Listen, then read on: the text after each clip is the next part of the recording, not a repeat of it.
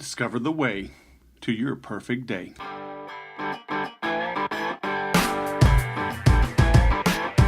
Hello, my friend, and welcome to the Sales Podcast. I'm Wes Schaeffer, the Sales Whisperer, your host. Today we have Mr. Craig Ballantyne. He is the author, creator of The Perfect Day. He's written a couple of books, and we talk about the Perfect Day Formula, how to own the day and control your life, as well as the Perfect Day Formula Gratitude Journal. He has the Early to Rise program. He just has a bunch of tools that can help you get more done. And he's quite honest and open about the challenges, the issues he had going back 2006, 2007, struggling with anxiety, what led to that, and how he fixed it, and how he fixed it for good, and is helping others do the same. So you are in for a treat. One of the things you'll hear him talk about is getting a mentor. We talk about Napoleon Hill. We talk about mastermind groups and how having someone that keeps you accountable is the key to massive success. We talk about some of his mentors he has had in the past as well as currently. And one of the things, just about the only thing, I do some private coaching, but not a lot of it. But so just about the only group thing I do right now is the Make Every Sale program. And we get into a lot more than just sales because everything is sales. The concept behind that is to make any sale, you have to make every sale. The opening, how you look, how you smell, how you dress, it all conveys a message that your prospects are using to calculate and decide if they should do business with you or not. We get into social media marketing, paid advertising, whatever. A little bit of everything, but the focus is on selling, which is alive and well. And people that downplay it, people that think you can just do social media or e-commerce or paid traffic and get all the business you need, you're going to kick them in the butt if you join this group. MakeEverySale.com. Go check it out. There's a library of content, videos, all kind of stuff. But the reality is the benefit is being able to ask a question anytime in the group, and you'll get my advice on it pretty quickly. And then the live weekly calls where you can ask anything as we go through the workbook. So check that out and enroll today. MakeEverySale.com.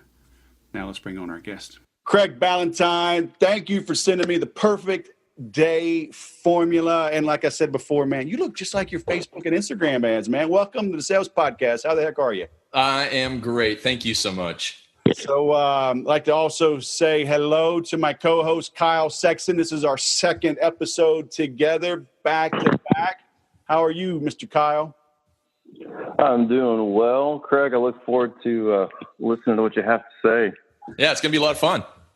So, man, what is it? What is this? What you sent me this whole thing? I got a golden ticket. I got the Perfect Day Formula kit. I got the Perfect Day Formula. I got notes. You got my life's work in a box, my man. That's I got this notepad just in time for 2019. Goodness gracious. Oh, I got to dig in. Yeah. Perfect Day. Life's work in a box, my man. Rules for a perfect day, creating your life vision manual, goal setting, gratitude journal, and the book, The Perfect Day Formula, How to Own the Day and Control Your Life. Look, man, I get into Facebook debates and scream about why the SEC is the best conference in the nation. What more is there to having a perfect life? I'm in control. You are, my man. You are. And, you know, it's all about knowing your values and your vision because they drive every decision. And you clearly are a man who knows his values and vision. But people, they do waste their entire lives fighting that worthless fight, huh?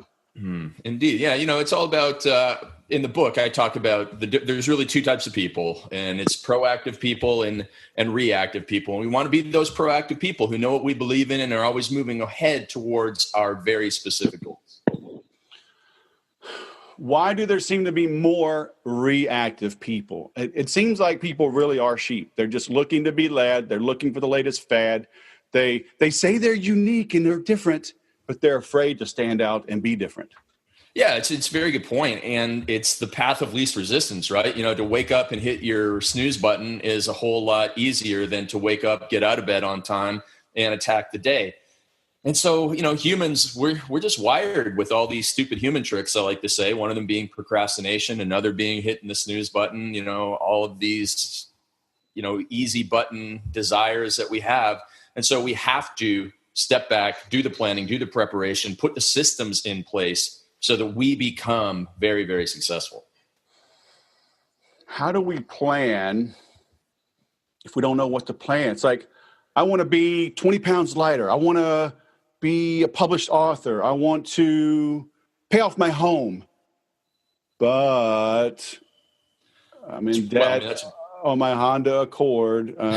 My kids, are not getting straight A's, and I haven't had a raise in my company in 2 years. And maybe next year I'll set better goals. How do this comes down to your values first. Yeah, so you got to know what really matters to you first, because there is so many things that you can do. And if you take this shotgun scattered approach to setting your goals, you'll never achieve them. If you have 13 goals, you know what? You may as well have had none. So you need to be really specific and figure out what matters most to your family, matters most to your health, your wealth, and whatever personal experiences you want to have in your life. And we set one goal around each of those. And that way it's like hitting a bullseye with a rifle rather than taking a shotgun approach and, everything's scattered. So that's where we start things off with folks. So you can have multiple goals, but one in maybe different areas of your life, like faith and fitness and family. Yeah, absolutely. And one in the major areas. And so once you have that outlined, okay, now we can say no to a lot of things. Because I love sharing this Warren Buffett quote, which is, the difference between successful people and very successful people is that very successful people say no to almost everything. And it's true. It's focus, right? Focus, and simplify and focus and cut things out so that you can get really good at what really matters. Easier said than done, man. Indeed. Easier said than done. I mean, I'm ready. I'm about to start. Oh, look at this ad. I'm going to swipe up. Oh, it's free ship, free product. Just buy the ship. Yes, I need that. Oh, look over here. I got YouTube ads. I got Instagram. I got how to sell from the stage. Oh, crap. Shiny Yeah, object has syndrome. gone by. I've not opened any of them, and I'm still stuck. And three of those had a $99 per month subscription I didn't even know about for 3 months. So I've paid for 12 things that I haven't opened, and I'm out $3,000 on a free product. Yeah. And that's why, and this is a surprise to most people, is that your not to-do list is actually more important than your to-do list. And I like to use this extreme example, like an alcoholic who's recovering alcoholic. They can do really, really well. They can hit their to-do list 6.5 days a week. But if they go into a bar on Friday evening with their old friends, man, it wipes out all the good. So the not to-do list, you have to build a fence around yourself that says, I do not go on social media between these hours so I can dive into my deep work. I do not, spend more than this much money every month on self-education so that you aren't buying too many courses. I do not, drink on what I call school nights so that I'm not groggy in the morning so I can dominate the day. When you have those not to do rules in place, that's when you can protect yourself, build a fence around yourself, a wall around yourself that protects you from the outside world's influence. Yeah. Yeah. And sometimes I tell people all the time that it's tough to set goals. That's why there's so many books on goal setting. And I said, you know what? Back into this. Start with what you don't like. Like for me, I hate doing email, so all right, I got a goal, don't do email, or, limit it and have someone that can do it for me and streamline it. So it's kind of like this. This is your not to do list. So if you have to back into it, is that a good place to start? Absolutely. Set boundaries. Set boundaries around your day. And it's like when you take your kids bowling, right? And you put the bumpers up on the side so they don't get a gutter ball. Okay, great. Now nothing can go wrong. That every time they roll the ball down, something will get hit, at least on the first try. And so that way there's positive reinforcement. When you get positive reinforcement, you get momentum and motivation to keep on going. So setting up those boundaries, like you said you do with your email, is key. Yeah, I don't know about those bumpers. I mean, my kids and me, I mean, we always bowl a 300. They've all gotten perfect SAT scores, even the 4-year-old. I mean, I can't really relate to that, but I will go Google it. You can later. imagine. Yeah, I'll Google it later. So what's up with this big kit, man? This is a serious endeavor you've put together here. How'd you get started on this perfect day formula? Because I got to imagine you didn't always have perfect days. I did not. No, that's absolutely right. And so back in 2006 and 2007, I had some tough times. I had some anxiety attacks, and I realized I didn't have enough structure in my life. And I know that people are sitting around going, no, I do not want more structure in my life. Trust me, you need it. It is what sets you free. Back then, I was very fortunate that I was an online info marketer, and I had a fitness business, and I was selling these products, and I was able to work whenever I wanted, wherever I wanted, however much I wanted. And I worked too much, but I also celebrated too much, and it got me into trouble. And then one day I woke up late in the morning, and I thought, man, I woke up and I checked my email right away. So I was already off to a bad start. And I realized I don't like getting up this late. I need to get up at a better time. I need to dominate my mornings, get more stuff done, because in the afternoon, you get all these emails and all these deadlines and all these emergencies. And if I didn't do that, then I would feel anxious. So that's what got me started down this path. And I realized, hey, listen, you don't have to be part of the 5 a.m. club. I'm not saying that to everybody listening. What I am saying, though, is you need to get up a little bit earlier than you are right now so that you can have some time to yourself to make a bit of progress on something that really matters. And when you have that victory, you have the momentum and motivation to keep on going. Yeah. Warren Buffett, he's like a 4:30 a.m. guy, huh? I didn't know that, but I know he does eat pretty junky food. So yeah, is it like cherry Cokes or something? 7 Cokes a day or something like that. It's crazy. Yeah, I can't believe he's still alive. I think they're cherry Cokes. I know it's all genetics, man. The dude, World War II veteran, he was the oldest guy, 112 years old. He just died. Wow. But pictures of him just smoking cigars, and I mean, I think the key is just no stress, right? I mean, I guarantee you that guy didn't give a crap about anything. He's like, I'm 112. I'm going to do whatever the hell I want. There you go. We all need less stress in our lives.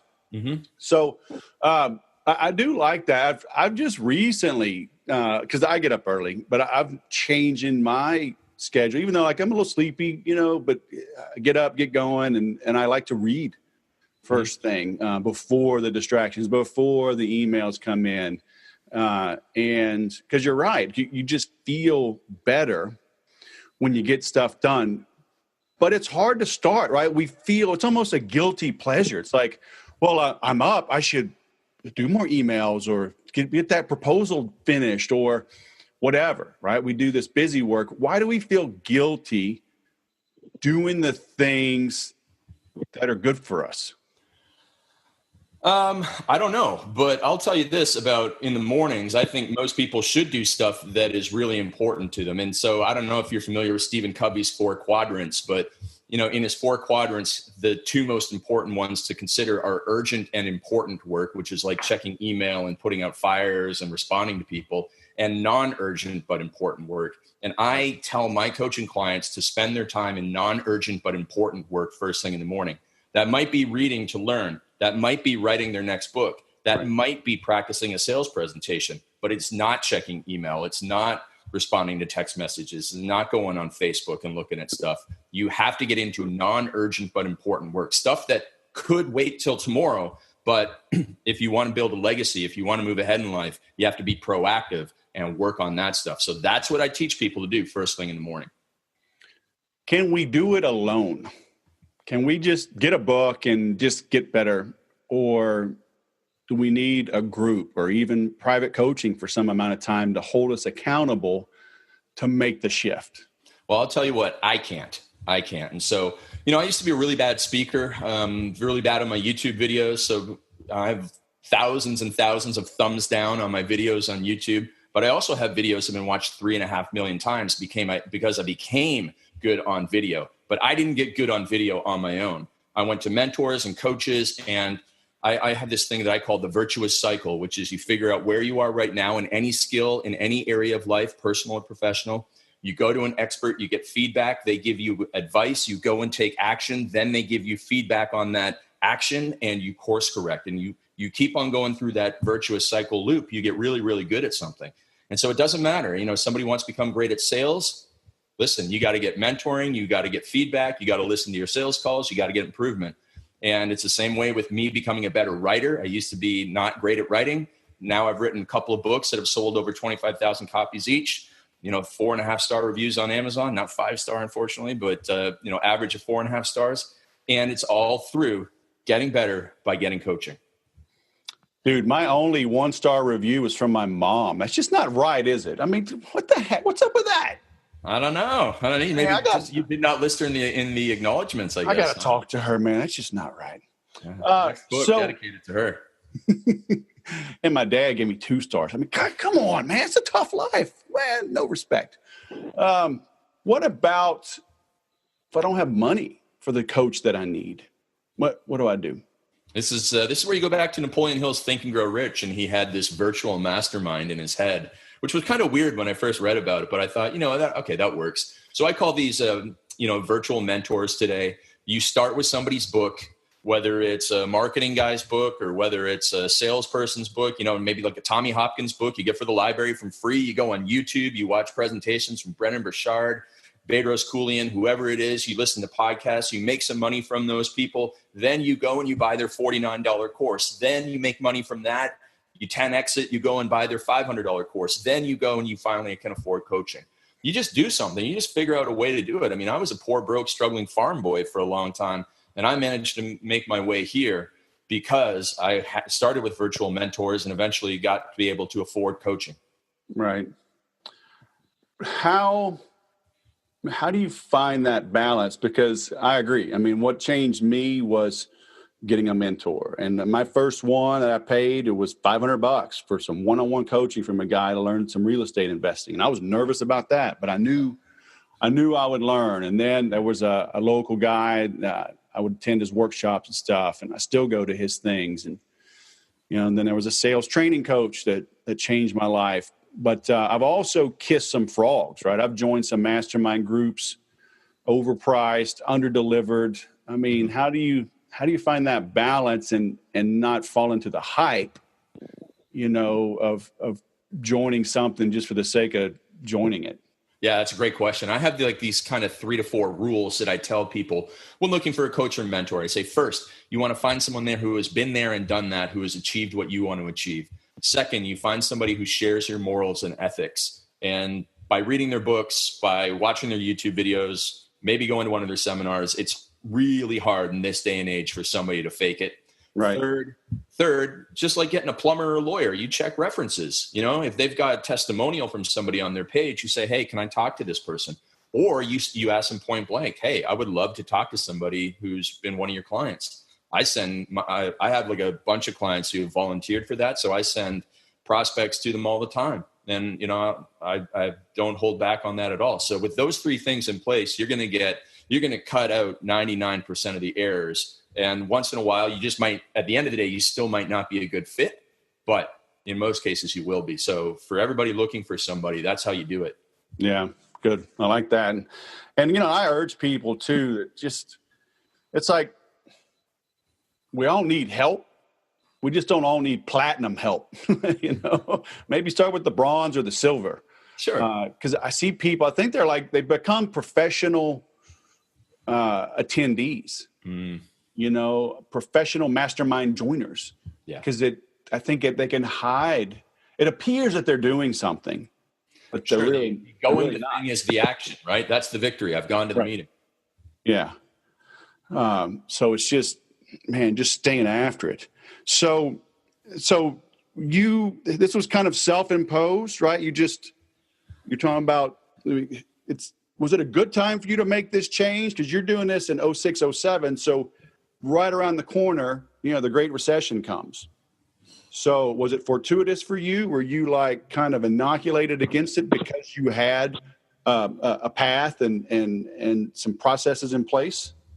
Man, fitness industry back then. And so, even though there was a recession going down and all that stuff, the fitness industry was growing so rapidly that you were inoculated from that. Now, at the same time, I had multiple streams of income. I was coaching other people in building their online fitness business. I was coaching other this industry to become more productive, more strategic with your time, build visions and strategy. And then I had my fitness business as well. So I had all of that stuff, which, there was never a downturn in my industry.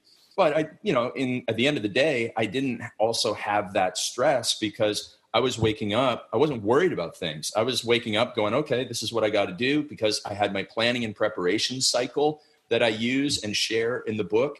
So I'm getting all the junk out of my head. And a lot of entrepreneurs, they end the day with too much junk in their head.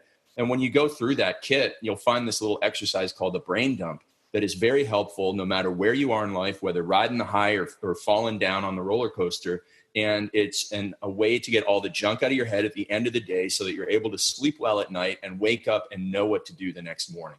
And when you do that, when you do the brain dump, when you plan your to-do list, and when you script your next day, hey, listen, at least you got control of that, because you can't control the marketplace. You can't control the sentiment out there, even whether it's wrong or right, but you can control yourself. And that's a real big message I teach in my book and in everything that I do.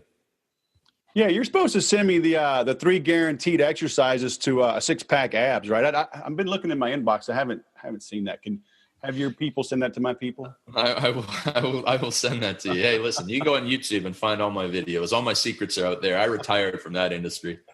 They keep beating me up in jiu-jitsu, man. I need all the secret tips, dude. Do you know my mentor, Mark Ford? Have you ever heard of him? Mark Forward? Mark Ford. Ford. No. Yeah, he wrote all his books under the name Michael Masterson. He wrote Ready, Fire, Aim, and he's part of Agora. Okay. Yeah, I didn't know anyways, he's 65 and does jiu-jitsu, so he's older than you, and he kicks young men's butts, so he'd be proud of you. Isn't he part of Agora? What? Isn't he a part of Agora? Yeah. He's a consulting partner to Agora. So he started Palm Beach Letter, which is one of Agora's biggest arms right now. Well, there's a guy. He's 68 now. He just got his brown belt, and he's a small guy, man. He's, I don't know, 5'8", 155, maybe.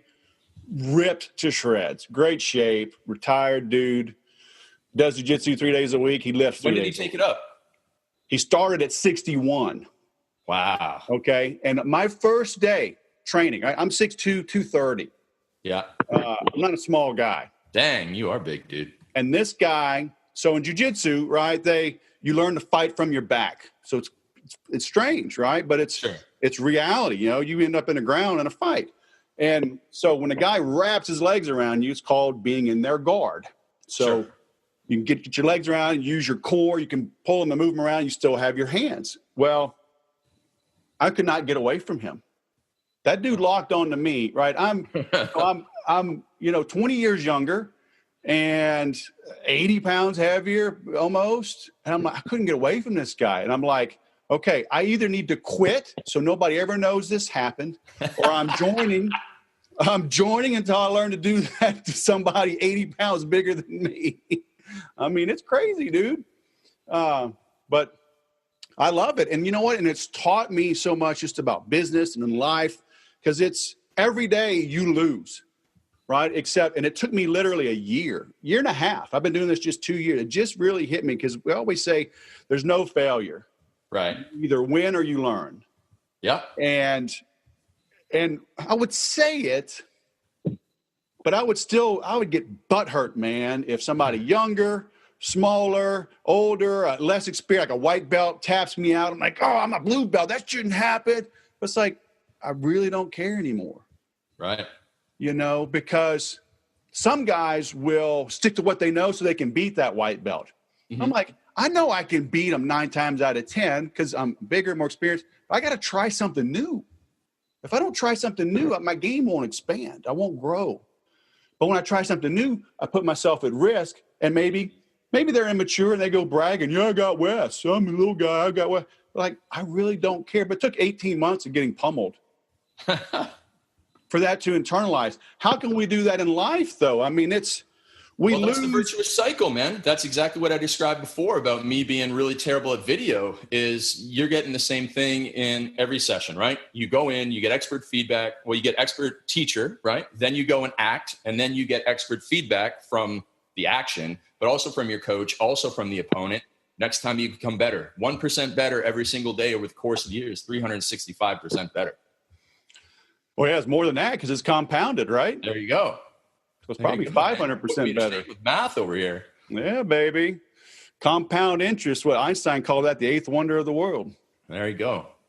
So, but it is hard though. I mean, I have a team, right? I've got in jiu-jitsu, we call him a professor, right? He's the dojo master, the sensei. He's 53 years old, literally number one in the world in his category. He's also just a great human being.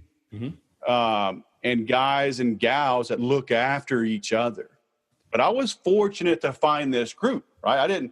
A friend just invited me. I wasn't searching for it. He literally nagged me for 6 months. And I'm like, I'm not spending $160 a month. There's no way I can go fight for 2 hours at a time. I don't have the time. But once I did it, I was like, oh my gosh, right? We find time for what matters, but having that team. So I guess it goes back to what you're saying. How do you find that ideal mentor, right? I mean, I got to go back and listen to this and follow your steps. Been there, done that. Shares your morals, ethics, check references, right? Yep. Yeah. Is it forever? Are you pretty simple? Like you have a mentor? Do you grow beyond a mentor? I had 3 last year, and I just got into a new mastermind now, so I'll have 3 next year too. You'll belong to 3 masterminds? I will be in 1 mastermind. Okay. And I will have 2 coaches that I will just do one-on-one coaching with. Gotcha. Yeah. And so that's normal then, right? To kind of outgrow or learn from someone. Say, okay, it's time for me to go to the next. Yeah. I mean, I have 1 sales coach. I have 1 business mastermind, and then I have a speaking coach. So it's like Usain Bolt would have, a track coach, a strength coach, and a nutrition coach. Just like any professional athlete is going to have multiple coaches. Just like an actor is going to have an acting coach and a voice coach, and then probably someone to coach them on their marketing. And so, like, how could you just have 1 coach in this day and age when there's so many areas? Like, everybody who wants to grow their business can't just have 1 coach because It's not going to cover everything. But would you have that same speaking coach for 10 years, or would you have them for maybe a year or 2? And then as you got better, let's say you move from a 1 to a 5. Yeah. That's a great point. And, there's speaking coaches that help you become a better speaker. And then there's speaking coaches that help you become a better speaker salesperson. So I do have different speaking coaches as well. Right. As you move along. Great point. So there's no set, like, oh, you need a coach for 2 years before you're going to get the max out of them. Maybe you need them for just 1 day. Like, I've hired people for just 1 day before, sure, to, do your sales training, and that's it. Cover that gap that you found. Yeah, exactly. Okay. Are you a big affirmation guy? Are you taking, or do we take this goal sheet, keep it right in front of me? Is it on the bathroom mirror? Is it in my car's, dashboard? Carried in my wallet, sort of? Or are you a little more subtle? Where do you see? Because I'm a farm boy, I am not. I tend to be a bit more pragmatic. So I'm a very pragmatic person. So do I need to do that? No. But if somebody needed to do that, should they do that? Yes. And so if I believe in what is individualized and customized for you based on assessment of somebody's needs. But for me, I keep the goals so simple, so locked on that I don't, have them posted around and stuff. I do, but on the other hand, I do have a vision board that I, look at regularly. So it's whatever keeps you moving in the right path. I work best, actually, to bring something up that you mentioned earlier, is I work best on accountability to people that I don't want to disappoint. And as long as I am, I'm checking in with them every day, that's the most important thing to me that keeps me moving fast. Right. Yeah. Amen. This goal planning, these time blocks, is this filled out the night before?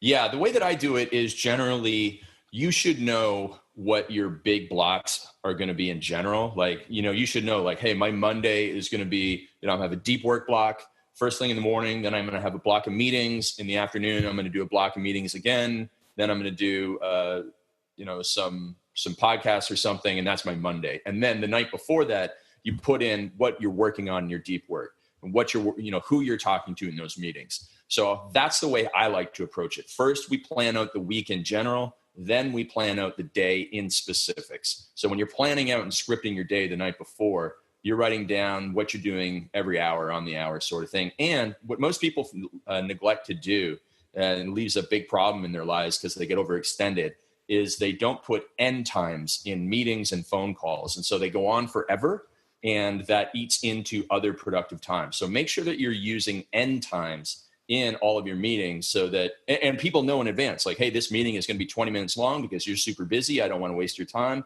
Here's the agenda. We're going to come in. This is the objective of the meeting, and we're going to leave with this, and we'll see you there. It's only going to be 20 minutes. Great. We've done the work in advance. We have a 20-minute meeting, and we're not there for 2 hours humming and hawing about things.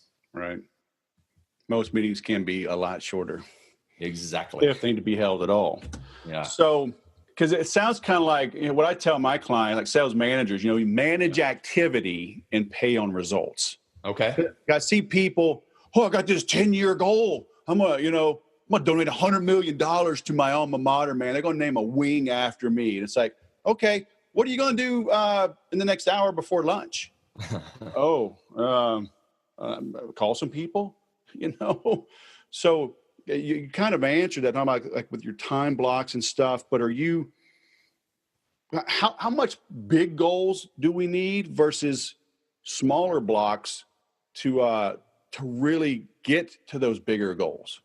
Yeah, I do start off big. So when you go through that kit, you're going to find a little booklet about helping you create your vision. So in the kit there, we start off 3 years in advance. I really do believe in a 3-year vision. But when I do my one-on-one coaching and my group coaching, we start off with a 10-year. We figure out your values for 10 years because your values and that vision are going to drive every decision. So listen, if somebody really, really, really wanted to donate even $1 million to their alma mater, said that was a true value in their life, then great. That's going to dictate how their day goes right now, even if it's something they want to do in 10 years from now, because it's going to dictate knowing what they're going to do in the next hour. But if they don't know, if they're very unclear about their future, then they become a reactive person and they don't know what to do on a day-to-day basis. But we have to set that core foundation, the dream destination for their life. And then we can backtrack it. We can back it out. Okay, we got a reverse goal set. Here's where we want to be in 3 years. Great. If that's where we want to be in 3 years, here's where we need to be in 1 year. Okay. If that's where we want to be at the end of 2019, great. Here's where we need to be at the end of Q1. So now we can build in a quarterly plan. But then if that's where we want to be in 90 days, what do we need to do in 24 hours to start moving ahead and get a fast victory, momentum, and motivation? And we plan it all the way out from 10 years down to the next 24 hours when I work with somebody. And that way it just becomes crystal clear. Now, as long as you follow the steps, you can't screw up. Yeah, I think that's the difference between those that achieve and those that don't. Mm-hmm. I like doing jiu-jitsu, right? You see these little guys beat the big guys. And then you realize after doing it a couple of years, they really aren't better. They've just failed a lot more, right? They've just been doing it for 10 or 15 or 20 years. They're not superhuman. They've just stayed at it, but when it comes to goal setting, people, they're either like ridiculous, right? I'm going to be the next Warren Buffett, or they're like, well, I don't know. I mean, I guess my goal is maybe win at bingo in our community, clubhouse on Friday night. You're like, that's your goal? Yeah. So, I mean, they're either like too unrealistic. They're too high or they're too low. Have you found that? Yeah, I do find a lot of people have hallucinations, is what Gino Wickman says in the book Traction, which is a good book. I just recently reread it. And, if you have a big vision, this grandiose vision, I'm going to take people to Mars, and you don't know anything about rockets, well, now you're just having a hallucination. But if you have a vision like, I'm going to donate $1 million to my alma mater in 10 years, and here's how I'm going to increase my income by $100,000, this year, so that I can start off with a $25,000 donation. Okay. I'm willing to play ball with you. Yeah. Yeah. I did a book review actually on my podcast not too long ago. That book, I had one of his licensees on, and oh, good. So yeah, I'll link back to that because it's so true. And I think we can't overemphasize enough, right? The need, the ability, the humility to fail, right? And to have someone that you look up to, because like my guy that, teaches at our jiu-jitsu, like he's just a good guy. And like, I don't want to skip. I don't want to put in a half-ass effort. I mean, because he's totally nurturing, right? But he knows when to poke and nudge and rib. Like, really, man, really, And having someone, so you have someone you check in with daily. Because I have multiple coaches, I do have, I'm daily with one of them, but there's a Facebook group for the mastermind that I'm in, and I'm in there quite frequently. Okay. And then I have my own coaching clients that check in with me, and I use them as accountability too. Sure. Yeah. And then I go back to the Napoleon Hill method of, the mental virtual mastermind in my head that I don't want to let people down. So, there's days when I want to hit snooze, but one of my mentors says you can never hit snooze. So I made the promise. I never hit snooze, and I never do. Ever? No. You know what? All right. That's some motivation. I pretty much don't. So if you're not hitting, I was going to say, Craig, if you're not hitting snooze, obviously you're driving forward then coming for the new year. What are some of your big resolutions? I'm reading your blog thing here on Early to Rise. Yeah. And you talk about your 1, 2, 3 goal setting method. Mm-hmm. What are some of your big resolutions this year? My biggest business goal is, all my focus is on getting 1,000 entrepreneurs. So I coach small business entrepreneurs doing between $100,000 a year at the lowest level up to $5 million. And I'm going to get 1,000 entrepreneurs to double their personal income and work 10 hours fewer per week in 2019. So we're building our programs all around that. Those are the people I'm going to help, and I'm going to stay focused on that. Yeah, that's awesome. Yeah. Even with this president, even with this economy, even with the Federal Reserve doing what they're doing, is that really possible, man? The what now? That's right. Yeah, it's like that. Wait, yeah. There's no external circumstances, man. It's all about what's. You mean this economy? This time it's not different? Is that what you're saying? It's all the same. Yeah. It's I'm a big believer. Like we all make our personal economy our own personal weather, as opposed to the weather somewhere else. And so, I'm just, I'm like you. I'm not going to sit around and make excuses for myself. I'm a big believer in personal responsibility. If it is to be, it's up to me. Yep. So I see you a lot.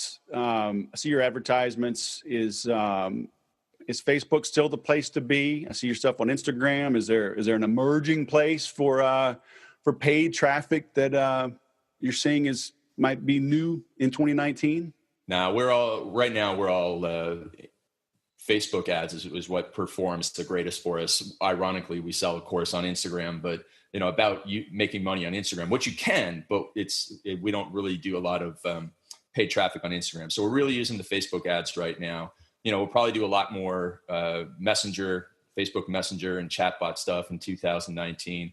Really automate our systems down that way. But, it's like, you're just using what works of every single thing, building your Marvel superhero power, your Marvel superhero team of all the social media out there. I use the phrase, I don't use social media, I use business media. I look at each one of these things as a channel. I use it only for business. I don't go on there flipping and flopping through friends and family stuff.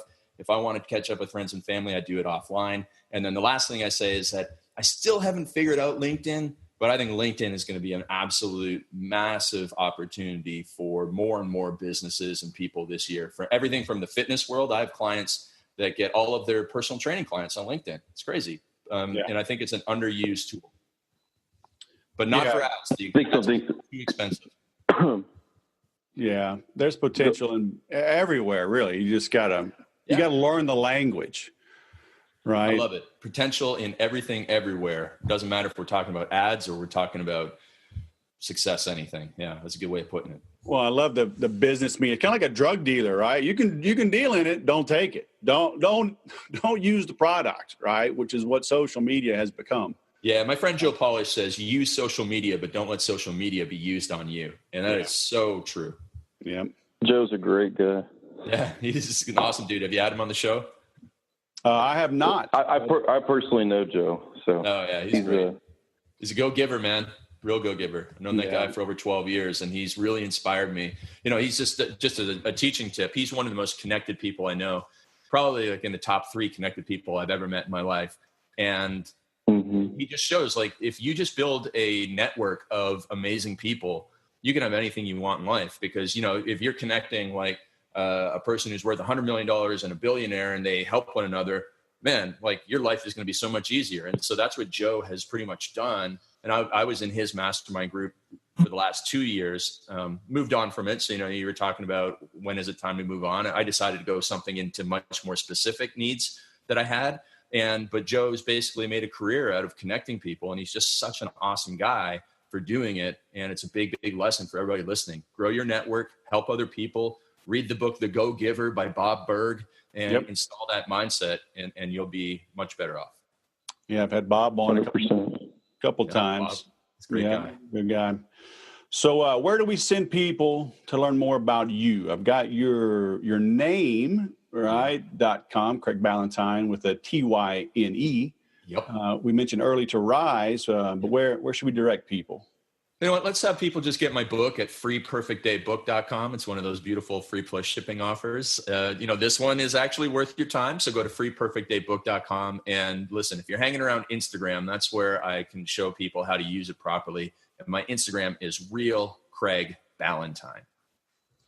All right. I will link to that. Let me type that in real quick. Very nice.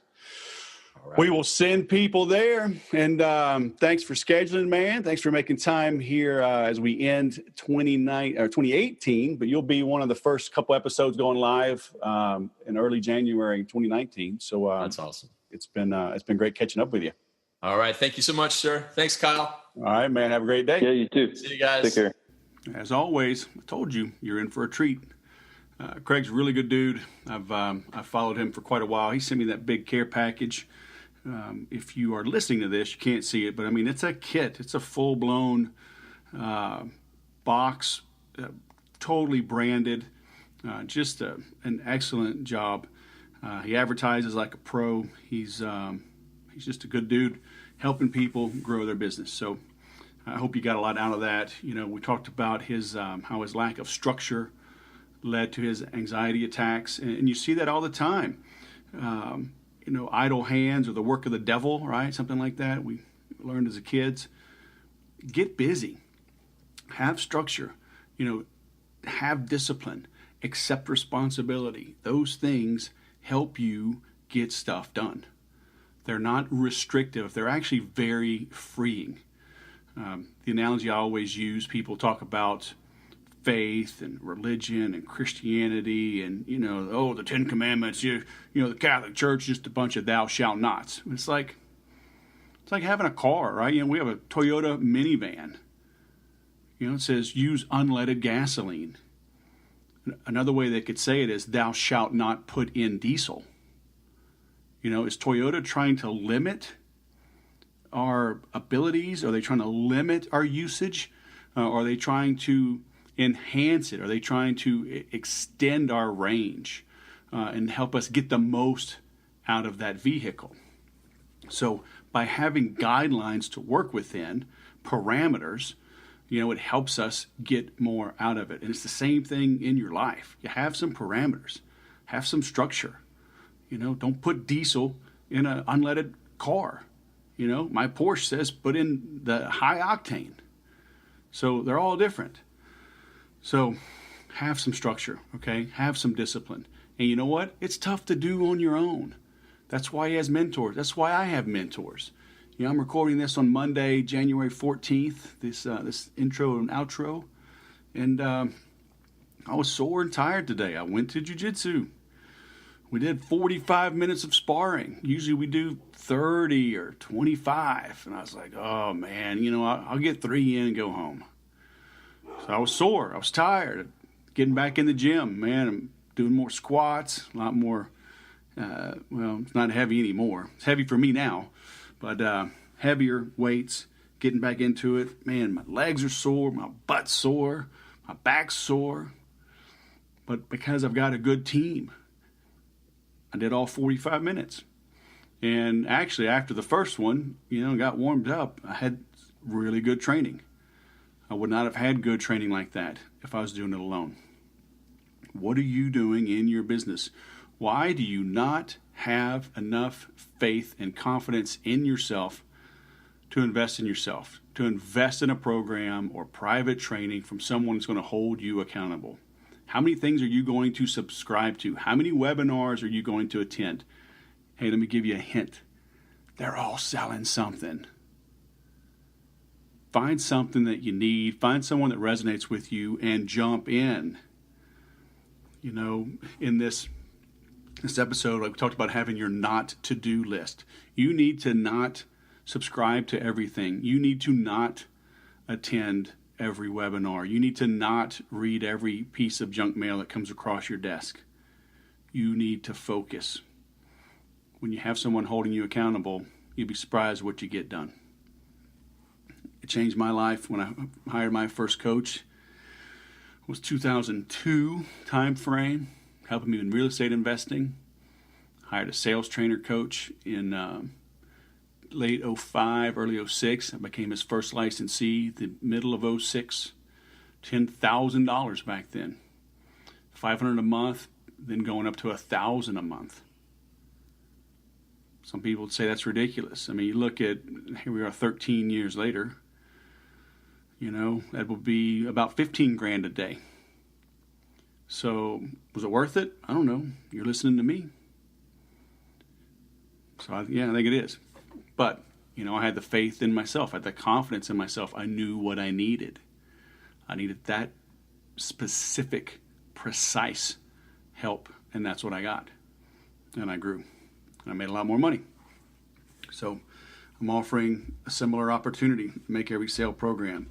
And if you think you need private help, that's fine. I do that. I just don't do a lot of it. Go to my website, click in the top navigation under sales and CRM, and go to the private training. And you'll send me a contact us request. You don't pay anything, and we'll talk. We'll see if it's a fit. Okay, but look, it starts at $2,500 a month for 90 days, and it'll be going up this year. So if you need the help, jump in now. But it includes access to the Make Every Sale program, which is also, I'm changing the pricing on that here soon. So you get all the benefits of last year when you come in as a private coaching client.